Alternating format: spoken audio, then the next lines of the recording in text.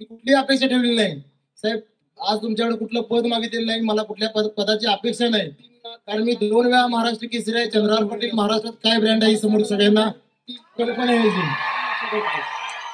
कारण साहेब मी आज आपण राजकारणातले मुख्यमंत्री होता, आज उपमुख्यमंत्री आहात, भविष्यात परत मुख्यमंत्री होता.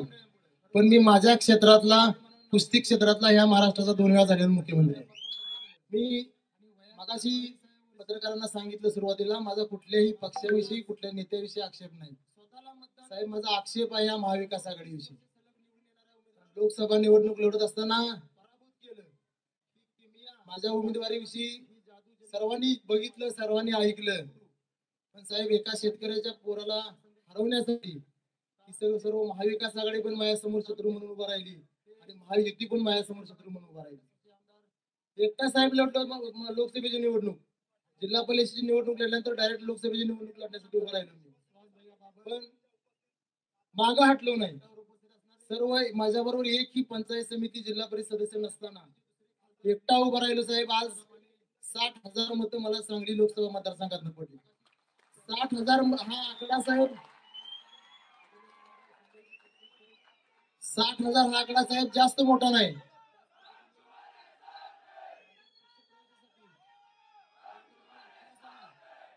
साहेब 60,000 आकडा लोकसभेच्या निवडणुकीसाठी मोठा नाही.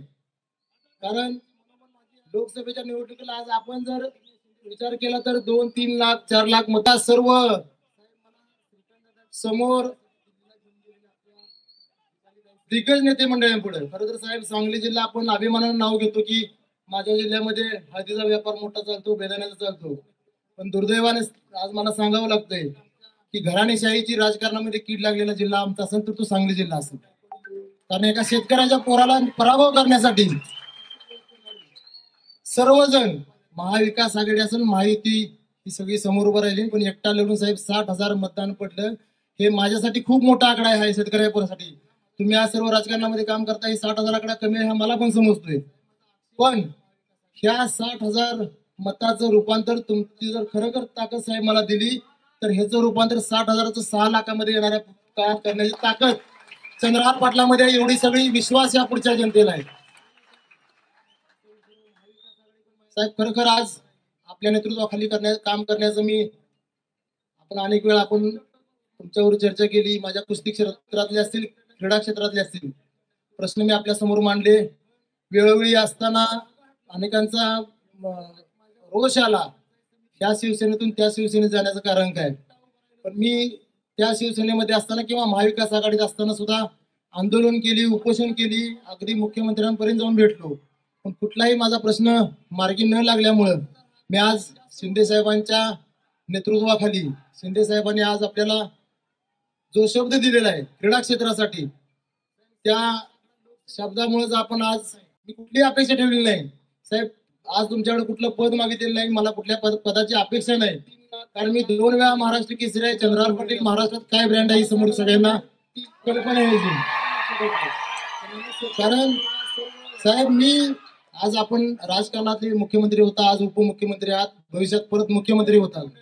पण मी माझ्या क्षेत्रातला, कुस्ती क्षेत्रातला ह्या महाराष्ट्राचा 2 वेळा झालेला मुख्यमंत्री आहे माझ्या क्षेत्रामध्ये. त्यामुळे मला कुठल्या पदाची अपेक्षा नाही. पण भविष्यात तुम्ही जर कुठं काम करण्याची जर संधी दिली तर ती प्रामाणिकपणे, कारण साहेब आम्हाला लाल मातीनं करण्यासाठी कष्ट करणे, संघर्ष करणे आणि प्रामाणिकपणाने वागणे.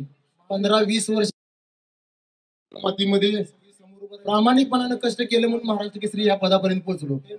येणाऱ्या काळामध्ये शिवसेना पक्षाची प्रामाणिकपणे सेवा करून पक्ष जास्तीत जास्त वाढवण्याचा प्रयत्न. इथे सुहास भैया उपस्थित आहेत, सांगलीचे खासदार धैर्यशील दादा आहेत माझ्या बरोबर. आम्ही सर्वजण गौरव आहेत. सर्वजण मिळून येणाऱ्या काळामध्ये सांगली जिल्ह्यामध्ये शिवसेना पक्ष जास्तीत जास्त मोठ्या प्रमाणात सगळ्यात 1 नंबरचा पक्ष कसा होईल अशा पद्धतीने प्रयत्न करीन साहेब. आज मला तुम्ही पक्षामध्ये काम करण्याची संधी दिली त्याबद्दल मी आपले मनापासून आभार मानतो आणि थांबतो. जय हिंद, जय महाराष्ट्र.